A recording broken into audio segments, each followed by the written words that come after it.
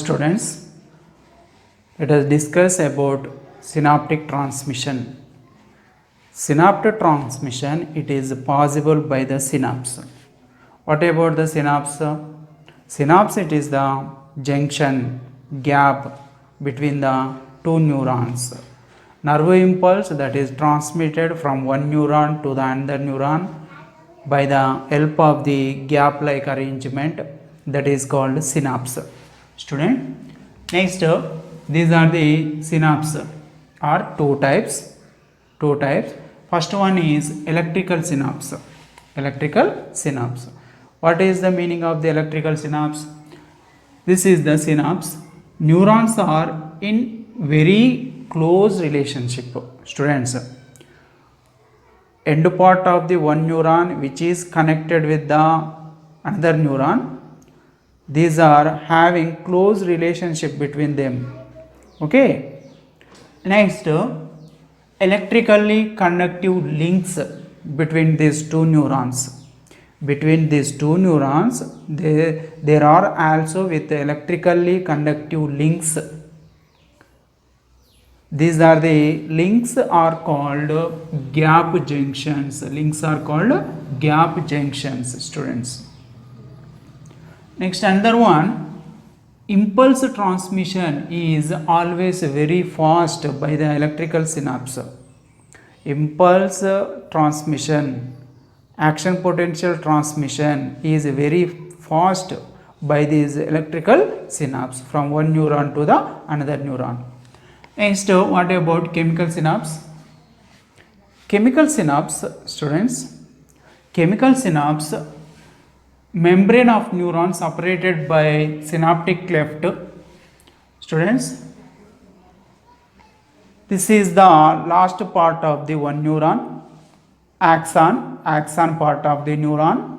This is the last part of the axon which is called axon terminal.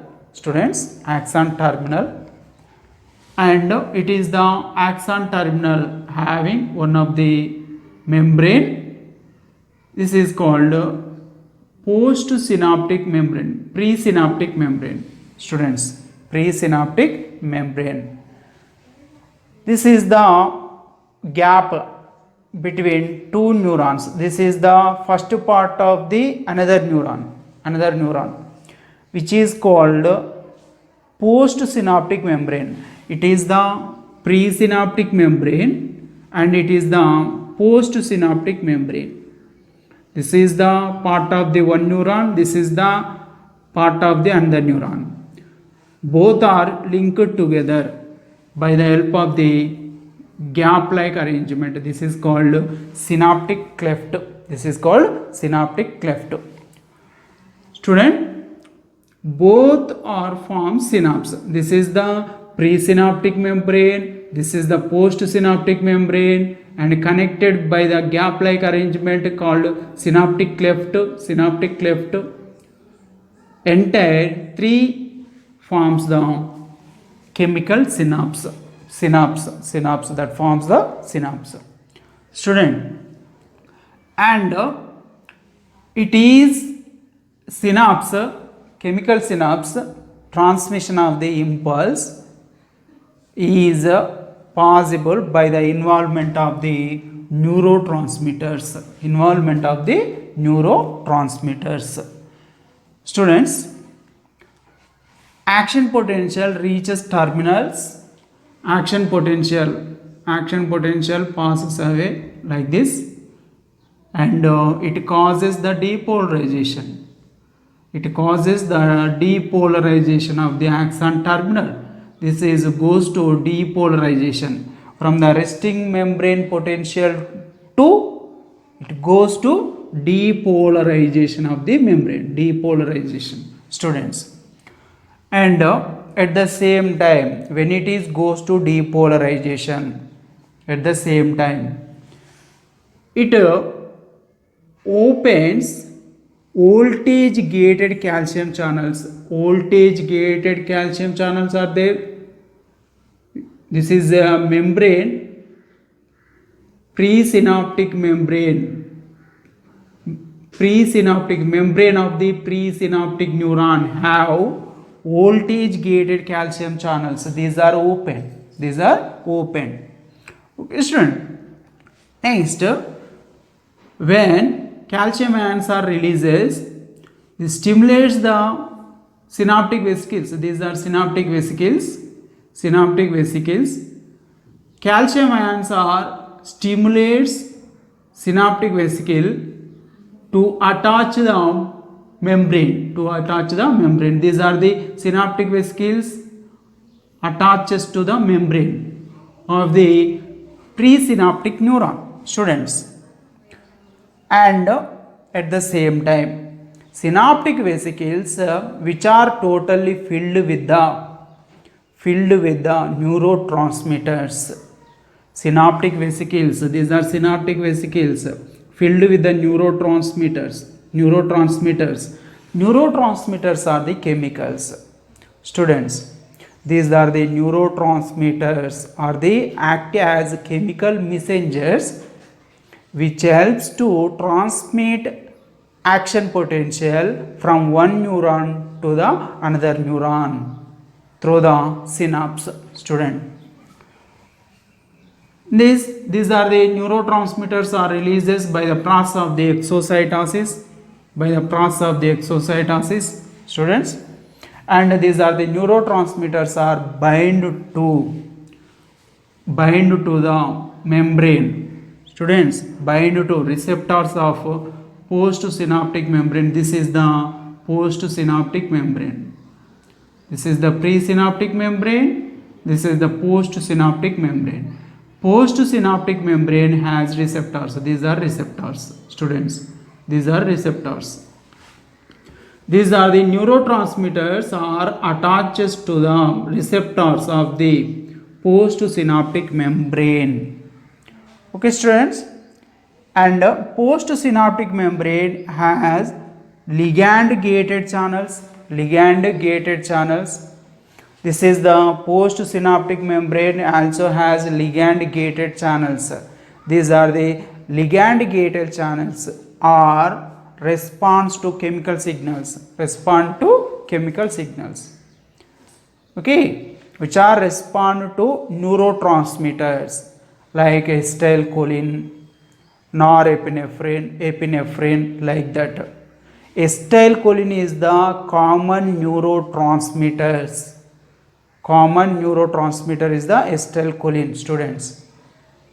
Another some amount of the neurotransmitters like that epinephrine, norepinephrine, students, serotonin, dopamine, students. These are act as excitatory or inhibitory neurotransmitters.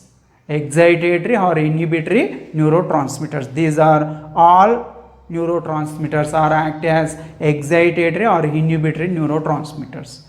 Glycine and the GABA, another neurotransmitters. These are act as inhibitory neurotransmitters. Okay, student. These are the neurotransmitters inhibits the action potential. Okay, student. Inhibitory neurotransmitters, excitatory neurotransmitters that helps to transmit, helps to generate or develops action potential in membrane of postsynaptic neuron, that is excitatory neurotransmitters, student. Next, another entry of ions generate new action potential in postsynaptic neuron.